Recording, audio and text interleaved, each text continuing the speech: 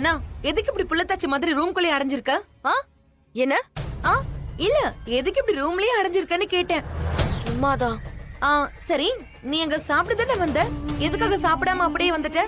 அங்க நின்னு பரிமாறினதுல பூரியோட எண்ணெய் வாசனை கொமட்டுற மாதிரி இருந்துச்சு.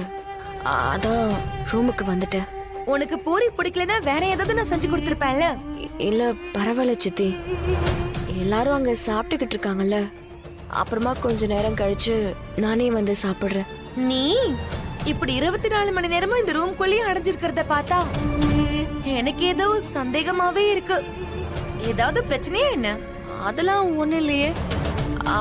பிரெக்னண்டா இருக்கிறதுனால ரொம்ப அசதியா இருக்கு.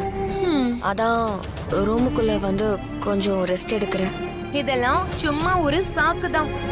நீ ரூம்குள்ளே இருக்கிறதுக்கு ஏதோ ஒரு காரணம் இருக்கு. பொசுக்கு பொசுக்கு நீ கதவு வேற சாத்திக்கிறியே.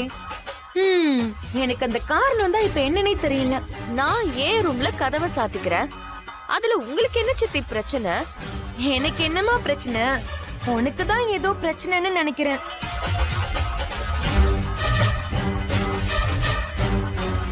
ஏய், என்ன முறைக்கிற? பிரச்சனைன்னு நான் சொல்லல. கொஞ்ச நாளா உன் முகமே அதை காட்டி கொடுத்துட்டு இருக்கு. என்ன பிரச்சனையா இருந்தாலும் நான் தானே ஹேண்டில் பண்ண போறேன். அப்புறம் நீங்க எதுக்கு இப்படி தேவையில்லாம கேள்வி கேட்டுட்டு இருக்கீங்க? ரொம்ப ஓவரா தான் பேசிட்டு இருக்க.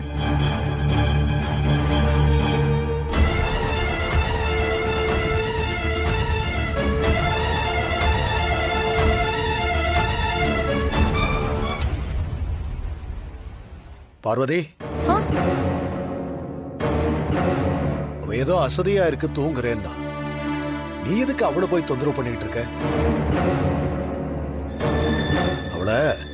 அவ இஷ்டத்துக்கு விடு. வா, வெளியில வா.